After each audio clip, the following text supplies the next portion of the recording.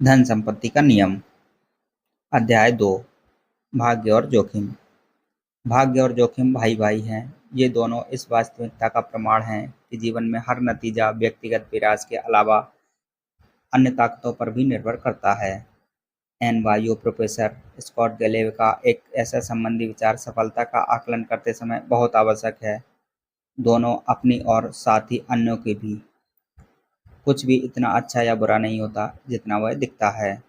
Bill Gates विश्व के उस एकमात्र हाई स्कूल में गए थे जहां कंप्यूटर था। सिएटल से कुछ ही दूरी पर स्थित लेक साइड स्कूल में कंप्यूटर कैसे आया? यह कहानी अद्भुत है। बिल डूगल द्वितीय विश्व युद्ध में एक समुद्री विमान चालक थे जो बाद में हाई स्कूल में गणित और विज्ञान के अध्यापक बन गए। वे मानते थे कि किताबी ज्ञान बिना वास्तविक अनुभव के काफ़ी नहीं है। वे यह भी समझते थे कि कॉलेज में पहुंचने के समय हमें कंप्यूटर की कुछ जानकारी की आवश्यकता होगी।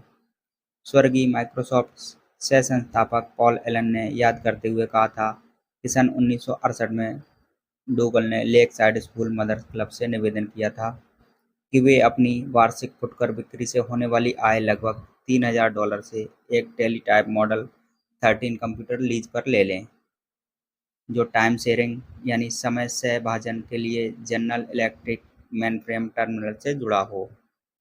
टाइम शेयरिंग का सिद्धांत 1965 में जाकर आविष्कृत हुआ। गेट्स ने बाद में कहा कि कोई निश्चय ही काफ़ी दूरदर्शी था। अधिकतर यूनिवर्सिटी ग्रेजुएट स्कूलों के पास इतना अग्रवर्ती कंप्यूटर नहीं था जैसा 8वीं कक्षा में बिल गेट्स के पास था, और गेट्स को उससे बेतहाशा लगाव था। गेट्स 1968 में 13 वर्ष के थे जब वे अपने सहपाठी पॉल एलन से मिले। एलन को भी स्कूल का कंप्यूटर इस्तेमाल करने में बहुत जुनून था और दोनों मिलते ही गहरे मित्र बन गए। लेकसाइड का कंप्यूटर वहाँ के सामान्य पाठ्यक्रम का भाग नहीं था। यह एक स्वतंत्र अध्ययन कार्यक्रम था।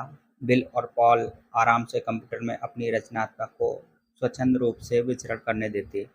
स्कूल के बाद देर रात में या सप्ताह में वे शीघ्र ही कंप्यूटरिंग में माहिर हो गए। अपने ऐसे ही एक देर रात सत्र में एलन को याद है कि गेट्स ने एक बार एक फॉर्च्यून मैगजीन को दिखाते हुए कहा था, तुम क्या सोचते हो, एक फॉर्च्यून 500 कंपनी चलाना कैसा लगता होगा? एलन ने कहा कि उन्हें इस बारे में कुछ जानकारी नहीं है। शायद एक दिन हमारी खुद की कंप्यूटर की कंपनी होगी। गेट्स ने कहा, अब माइक्रोसॉफ्ट का कुल मूल्य ट्रिलियन डॉलर से भी अधिक है। अब थोड़ा सा तेज गणित। 1968 में यूएन के अनुसार विश्व में लगभग 303 मिलियन हाई स्कूल की उम्र के लोग थे। उनमें से लगभग 18 मिलियन यूएस में थे। इनमें से लगभग 2,70,000 वाशिंगटन स्टेट में रहते थे। 1 लाख से कुछ अधिक सिएटल में रहते थे। इनमें से सिर्फ 300 लेकसाइड स्कूल में जाते थे। 303 मिलियन में से शुरू करके 300 पर खत्म। 1 मिलियन हाई स्कूल के आयु के विद्यार्थियों में सिर्फ एक ने ऐसे स्कूल में पढ़ाई की जहां कंप्यूटर खरीदने के लिए पैसे और दूरदर्शिता का मेल था। बिल गेट्स उनमें से एक थे। गेट्स भी इसे मानते हैं कि अगर लेकसाइड ना होता तो माइक्रोसॉफ्ट भी ना होता। उन्होंने 2005 की उत्तीर्ण होने वाली कक्षा को बताया। गेट्स अत्यधिक होशियार और उससे भी अधिक मेहनती और अपनी किशोरावस्था में ही कंप्यूटरों को लेकर ऐसी परिकल्पना रखते थे जो अनुभवी कंप्यूटर अधिकारी भी न समझ पाएं। साथ ही लेकसाइड स्कूल में जाने के कारण उन्होंने 1 मिलियन में से एक वाली शुरुआत बढ़त भी मिली।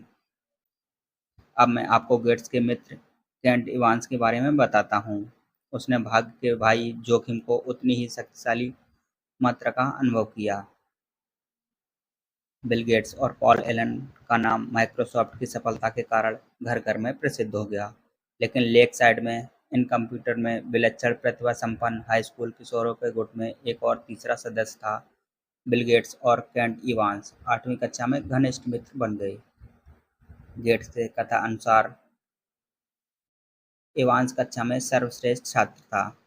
दोनों हद से ज़्यादा फ़ोन पर बात किया करते थे। गेट्स ने इसाइन बिल्स ब्रेन नामक वृत्त चित्र में याद करते हुए कहा कि मुझे अब भी केंट का फ़ोन नंबर याद है।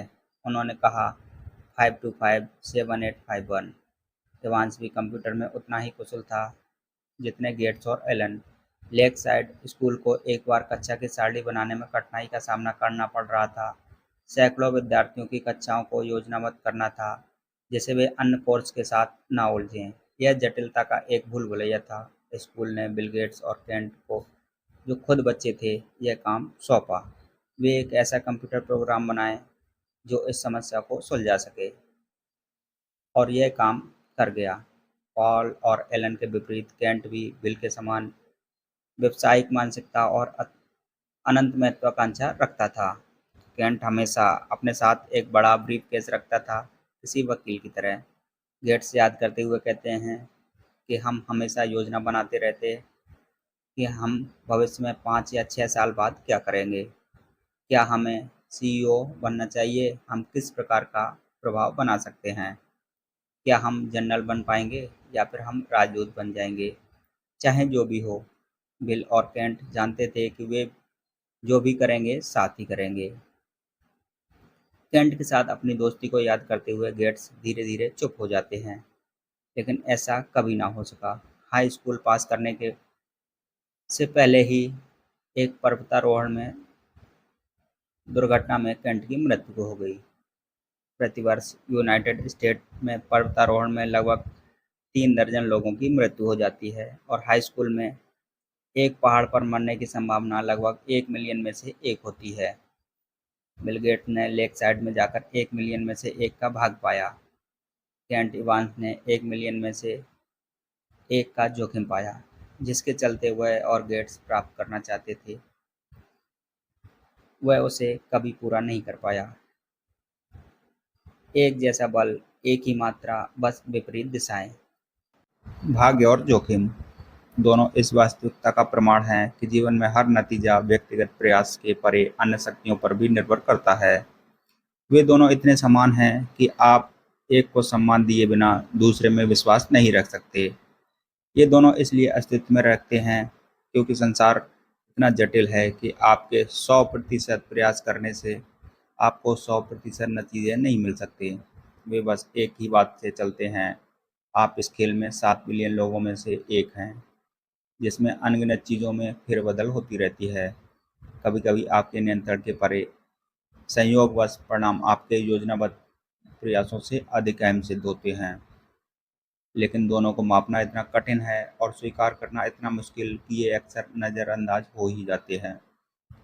हर बिल गेट्स के साथ एक केंट इवांस भी होता है, जो उतना ही प्रतिभावान और प्रेरित था, किंतु जीवन के चरखे की दूसरी ओर पलट कर रह गया। यदि आप भाग्य और जोखिम को यथोचित सम्मान दें, तो आप पाएंगे कि वित्तीय सफलता को आंकते हुए आप अपनी और अन्य लोगों की कुछ भी इतना अच्छा या बुरा नहीं होता जितना वह दिखता है। कई वर्ष पहले मैंने नोबेल प्राइज जीतने वाले अर्थशास्त्री रॉबर्ट शिलर से पूछा कि आप निवेश के बारे में ऐसा क्या जानना चाहते हैं जो हम कभी नहीं जान सकते। सफल परिणामों में भाग्य की सटीक भूमिका, उन्होंने उत्तर दिया। मुझे यह उत्तर बहुत पसंद आया, क्योंकि कोई भी ऐसा नहीं सोचता कि वित्तीय सफलता में भाग्य की कोई भूमिका नहीं है। लेकिन चूंकि भाग्य का मापना कठिन है और यह कहना अपशिष्ट है कि किसी सफलता में भाग्य के कारण, और आम रवैया अक्सर यही होता है कि भाग्य को सफलता के कारक के रूप में अनदेखा कर दिया जाता है। अगर मैं कहूं कि विश्व में लगभग 1 बिलियन निवेशक हैं, क्या आप सोचते हैं कि इनमें से 10 मुख्यतः भाग्य के कारण अरबपति बन सकते हैं? आप कहेंगे बिल्कुल। लेकिन फिर अगर मैं आपको उन निवेशकों के नाम लेने को कहूं, तो उनके सामने आप शायद पीछे हट जाएंगे। दूसरों को आंकते हुए सफलता का श्रेय भाग्य को देने से आप अशिष्ट और ईर्ष्यालु दिख सकते हैं, तब भी जब हम जानते हैं कि यह सच है। और अपने आप को आंकते हुए सफलता का श्रेय भाग्य को देना इतना हतोत्साहित कर सकता है कि उसे महत्व देना या मानना कठिन हो जाए। अर्थशास्त्री भास्कर मजूमदार ने दर्शाया है कि कद और वजन से ज्यादा भाइयों के बीच उनकी आय सहजबद्ध होती है। अगर आप अमीर और लंबे हैं, आपके भाई की अमीर होने की संभावना उसके लंबे होने की संभावना से ज़्यादा अधिक है। मुझे लगता है कि हम में से अधिकांश लोग सहज रूप से जानते हैं कि यह बात सच है।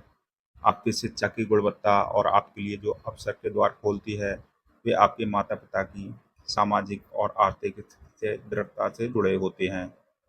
लेकिन मुझे 2 अमीर भाई ढूँढ के दीजिए और मैं आपको ऐसे 2 भाई दिखाऊँगा जो यह कहेंगे कि इस अध्ययन की खोज उन पर लागू नहीं होती। असफलता, जो दिवालिया होने से लेकर किसी व्यक्तिगत उद्देश्य को परिपूर्ण ना कर पाना कुछ भी हो सकती है, की बराबर रूप से आलोचना की जा सकती है। क्या असफल व्यापारों ने उतनी मेहनत नहीं की थी जितनी करनी चाहिए थी? क्या वे निवेश जो बुरे सिद्ध हुए सोच समझ कर नहीं किए गए थे? क्या निरंकुश करियर के आलस्य के कारण होते हैं? कभी-कभी हाँ, बिल्कुल। लेकिन कितना, यह जानना कठिन है। किसी भी योग्य लक्ष्य के अनुमान में सफल होने की संभावना 100% से कम होती है और जोखिम वही जो जब बीच में आता है। जब आप दुर्भाग्य से इस समीकरण से दूसरी ओर जाते हैं, ठीक भाग ही की तरह वृत्तांत कठिन, अस्त-व्यस्त और जटिल हो जाता है। यदि हम यह जानने का प्रयत्न करें कि किसी परिणाम का कितना हिस्सा सचेतन निर्णय के कारण था और कितना जोखिम के कारण। मान लीजिए मैं एक स्टॉक खरीदता हूँ और 5 साल बाद भी यह वैसे का वैसा ही रहता है। यह संभव है कि इसे खरीदने का मेरा निर्णय ही खराब था। यह भी संभव है कि मेरा निर्णय अच्छा था और मेरा पैसे बनाने की संभावना 80% थी और दुर्भाग्य से मैं 20% वाले अन्य छोर पर पहुंच गया। इनमें से कौन सी संभावना सही है, ये कैसे जाना जाए? क्या मैंने एक गलती की है या फिर बस जोखिम की वास्तविकता का अनुभव किया है? आंकड़ों की सहायता से यह आंकना संभव है। कुछ निर्णय समझदारी भरे थे या नहीं, लेकिन वास्तविक संसार में दिन प्रतिदिन हम ऐसा नहीं करते। ये बहुत ही कठिन है। हम सादी कहानियों को वरीयता देते हैं जो आसान जरूर होती हैं लेकिन अक्सर बुरी तरह भ्रामक। निवेशकों और अग्रणी उद्योगपतियों के साथ अनेक वर्ष गुजारने के बाद मैंने जाना है कि दूसरे की असफलता के लिए आमतौर पर खराब निर्णयों को उत्तरदायी ठहराया जाता है, जबकि आप अपनी खुद की असफलताओं को अक्सर जोखिम के बुरे पहलू के कारण हुआ मानते हैं। आपकी असफलताओं को आंकते हुए मैं संभवतः कारण और प्रभाव की एक सीधी-सादी कहानी पसंद करूंगा, क्योंकि मैं नहीं जानता कि आपके दिमाग में क्या चल रहा है। आपने एक बुरा परिणाम पाया है, तो यह आपके किसी बुरे निर्णय के कारण ही हुआ होगा। यह कहानी मुझे सबसे अधिक समझ में आती है।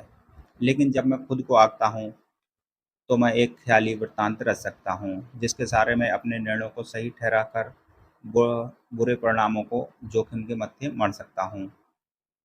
फोर्ब्स मैगज़ीन का कवर ऐसे गरीब निवेशकों की सराहना नहीं करता जिन्होंने निर्णय तो समझदारी भरे लिए, किंतु दुर्भाग्यवश जिन्हें जोखिम का बुरा पहलू झेलना पड़ा।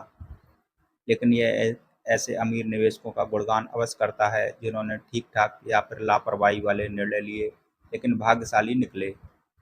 दोनों ने एक ही सिक्का उछाला, लेकिन उसके गिरते-गिरते समय बाजी पलट गई। इसका खतरनाक पहलू यह है कि हम सब पैसे के बारे में यह जानने का प्रयास कर रहे हैं कि क्या काम करता है, क्या नहीं करता, कौन सी निवेश नीतियाँ काम करती हैं, कौन सी नहीं, कौन सी उद्योग नीतियाँ काम करती हैं, कौन सी नहीं। आप अमीर कैसे बनते हैं, आप गरीब होने से कैसे बच सकते हैं। हम सफलताओं और असफलताओं की समीक्षा कर ये पाठ सीखने का प्रयास कर रहे हैं और कह रहे हैं, वही करो जो इसने किया, जो उसने किया उससे बचो। अगर हमारे पास कोई जादुई छड़ी होती, तो हम जान पाते कि इन परिणामों का कितना अनुपात ऐसे कार्यों के कारण है जो दोहराया जा सकता है, बनाम अनियमित जोखिम और भाग्य की भूमिका के, जो इन कारणों को इस या उस ओर ढकेलते हैं। लेकिन हमारे पास कोई जादुई छड़ी नहीं है, हमारे पास दिमाग है, जिसे अधिक बारीकी से बगैर सरल उत्तर चाहिए। इसके लिए उन विशेषताओं को पहचानना जो हमें अपनानी चाहिए, जिसके लिए तथा जिनसे बचना चाहिए, बेहद कठिन हो सकता है। अब मैं आपको एक और कहानी सुनाता हूँ, ऐसे व्यक्ति की जो बिल गेट्स की तरह ही बेतहाशा सफल था, लेकिन जिसकी सफलता को भाग्य या कौशल से बांधना कठिन है। कॉर्नेलियस वैंडरबिल्ट ने अपने रेल मार्ग साम्राज्य को विस्तृत करने के लिए बस कुछ व्यापारिक करार पूरे ही किए थे। उनके एक व्यवसाय सलाहकार ने आगे झुककर वैंडरबिल्ट को बताया कि हर वह करार जिसके लिए उन्हें सहमति दी है, वह किसी न किसी तरह कानून को तोड़ रहा है। हे भगवान! जॉन वेंडरबिल्ट ने कहा, तुम्हें लगता है कि रेल मार्ग स्टेट ऑफ न्यूयॉर्क के कानून के अनुसार चल सकता है? बोलो, क्या ऐसा हो सकता है? इसे पढ़ने के बाद मेरा पहला विचार यह था कि इस रवैये के कारण वे ही इतने सफल थे। वेंडरबिल्ट के समय कानून रेल मार्ग की अनुमति नहीं देता था, इसलिए उन्होंने कहा कि भाड़ में जाए और कैसे भी। ग्राहम ने अपने जीईआईसीओ बोनेंजा के बारे में लिखा है, एक भाग्यशाली मौका या एक अनंत समझदारी वाला निर्णय। क्या हम इनके बीच अंतर बता सकते हैं? आसानी से नहीं। इसी प्रकार हम सोचते हैं कि मार्क जुकरबर्ग प्रतिभावान हैं क्योंकि उन्होंने याहू के सन 2006 के $1 बिलियन में उनकी कंपनी खरीदने का प्रस्ताव अस्वीकार कर दिया। उन्होंने भविष्य में कोबूजा अपनी बात पर डटे रहे, लेकिन लोग माइक्रोसॉफ्ट द्वारा खरीदे जाने का प्रस्ताव ठुकराने के लिए याहू की उतनी ही आलोचना करते रहे। इन मूर्खों को उस समय रहते पैसे बटोर लेने चाहिए थे। उद्यमियों के लिए यहाँ क्या सबक है, मुझे बिल्कुल अंदाजा नहीं है, क्योंकि भाग्य और जोखिम की स्पष्ट व्याख्या करना कठिन है। इसके और भी कितने उदाहरण हैं, अनगिनत। सौभाग्य और सफलताएं लीवरेज का परिणाम है। सर्वश्रेष्ठ और सबसे बुरे प्रबंधक अपने कर्मचारियों को जितना हो सके उतना बाध्य करते हैं। ग्राहक हमेशा सही होता है और ग्राहक नहीं जानते कि उन्हें क्या करना चाहिए। दोनों स्वीकृत व्यवसाय का ज्ञान। प्रेरक रूप से निर्भीक और मूर्ख लापरवाह के बीच की रेखा मोटाई मात्र 1 मिलीमीटर हो सकती है, जिसे बस पक्ष दृष्टि से देखा जा सकता है। भाग्य और जोखिम एक दूसरे की कार्बन कॉपी हैं। यह कोई ऐसी समस्या नहीं है जिसे आसानी से सुलझाया जा सके। जब हम वित्त प्रबंधन की सर्वश्रेष्ठ प्रणाली के बारे में सीखने का प्रयास करते हैं, तो भाग्य क्या है, कौशल क्या है और जोखिम क्या है, यह पहचानना सबसे कठिन समस्या है। लेकिन ऐसी दो बातें जो आपको बेहतर दिशा दिखा सकती हैं, वे हैं: ध्यान रखें कि आप किसी प्रशंसा और सराहना करते हैं। इस बात का भी ध्यान रखें कि आप किसे नापसंद करते हैं और उसके जैसा नहीं बनना चाहते। या फिर ध्यान रखिए कि आप यह मानने कर चलें कि 100% परिणाम प्रयासों और निर्णयों पर निर्भर करते हैं। मेरे बेटे के जन्म के बाद मैंने उसे एक पत्र लिखा, जिसका एक हिस्सा कुछ ऐसा था: कुछ लोग ऐसे परिवारों में जन्म लेते हैं जहाँ शिक्षा को बढ़ावा दिया जाता है, जबकि कुछ अन्य इसके विरुद्ध होते हैं। कुछ का जन्म समृद्ध अर्थव्यवस्था में होता है जहाँ उद्यमिता को बढ़ावा दिया जाता है, जबकि कुछ का जन्म युद्ध और अभाव में होता है। मैं तुम्हें सफल होते देखना चाहता हूँ और मैं चाहता हूँ कि तुम खुद इसे हासिल करो, लेकिन याद रखो कि सफलता हमेशा मेहनत के कारण नहीं होती और गरीबी हमेशा आलस के कारण नहीं होती। जब तुम दूसरों को और साथ में खुद को आंकने लगो, यह हमेशा ध्यान में रखना। इसलिए व्यक्ति विशेष और केस स्टडी पर कम और व्यापक प्रतिमानों पर अधिक ध्यान दें। किसी व्यक्ति विशेष का अध्ययन खतरनाक हो सकता है, क्योंकि हम अक्सर चरम सीमा के उदाहरण लेते हैं, जैसे अरबपति, सीईओ या वे जो बुरी तरह से असफल हुए हैं, जो खबरों में रहते हैं और चरम सीमा के उदाहरण हैं, अक्सर अपनी जटिलताओं के कारण अन्य परिस्थितियों पर लागू नहीं होते। जितना चरम पर कोई परिणाम होता है, उतना ही कम उसके सबक को आप अपने जीवन में लागू कर पाएंगे, क्योंकि यह परिणाम उतना ही अधिक भाग्य और जोखिम की चरम सीमाओं से प्रभावित हुआ होता है। आप सफलता और असफलता के व्यापक प्रतिमानों को देखकर अभियोज्य बोध के निकट पहुंच जाएंगे। प्रतिमान जितना सामान्य होगा, उतना ही अधिक आपके जीवन में लागू हो सकेगा। वॉरेन बफेट की निवेश सफलता का अनुकरण कर पाना कठिन है, क्योंकि वे उनके परिणाम इतने चरम हैं कि उनकी आजीवन उपलब्धियों की भाग्य में भूमिका की संभवता बहुत अधिक है। और भाग्य कोई ऐसी चीज़ नहीं है जिसका विश्वसनीयता से अनुकरण किया जा सके। लेकिन जैसा कि हम अध्याय 7 में देखेंगे, यह समझना कि जो लोग अपने समय पर नियंत्रण रखते हैं वे अधिक खुश रहते हैं, यह एक व्यापक और सामान्य अवलोकन है जिसे आप इस्तेमाल कर सकते हैं। मेरे पसंदीदा इतिहासकार फ्रेडरिक लुइस एलन ने अपना करियर एक औसतन मध्य अमेरिकी के जीवन को दर्शाते हुए बताया है कि वे कैसे रहते थे। किस प्रकार उनमें बदलाव आया, अभी आजीविका के लिए वे क्या करते थे, खाने में क्या खाते थे इत्यादि। इस तरह के व्यापक आलोचन से अधिक उपयुक्त सीख मिलती है, बजाय उन चंद अतिशय शख्सों के अध्ययन से जो हमेशा खबरों में रहते हैं। बिल गेट्स ने एक बार कहा था कि सफलता एक खराब शिक्षक है। यह होशियार लोगों को यह सोचने को लुभाती है कि वे कभी हार नहीं सकते। जब सब कुछ बहुत अच्छा चल रहा होता है तो समझिए यह कितना अच्छा भी नहीं है जितना आपको लग रहा है। आप अजेय नहीं हैं, और यदि आप यह मान लें कि भाग्य ने आपको सफलता दिलाई है तो आपको इसके दूसरे भाई जोखिम में भी विश्वास करना होगा, जो आपकी कहानी को तुरंत पलट सकता है। लेकिन इसे दूसरी दिशा में देखा जाए तब भी यह मान्य है। असफलता भी एक खराब शिक्षक हो सकती है, क्योंकि यह होशियार लोगों को यह मानने के लिए मजबूर करती है कि उनके निर्णय बहुत बेकार थे। जब कभी वे जोखिम की निर्मम वास्तविकता को समझते हैं या सामना करते हैं, असफलता का सामना करने के तरकीब यह आप अपने वित्तीय जीवन को इस तरह से प्रबंधन करें कि एक बुरा निवेश या एक अपूर्ण वित्तीय उद्देश्य आपको पूरी तरह से ना झकझोर दे और आप फिर से भाग आपके पक्ष में होने तक आगे बढ़ते रहें। लेकिन और भी महत्वपूर्ण यह है कि जितना हम सफलता में भाग्य की भूमिका को मान्यता देते हैं, जोखिम की भूमिका का आशय यह है कि हमें खुद को माफ़ करना सीखना चाहिए और साथ ही दूसरों की असफलताओं को आंकते हुए भी उन्हें समझने की कोशिश करनी चाहिए। कुछ भी इतना अच्छा या खराब नहीं होता जितना वह दिखता है। आइए आप दो ऐसे व्यक्तियों की कहानियों पर नज़र डालें जिन्होंने अपने भाग्य को बाधित किया है। धन्यवाद।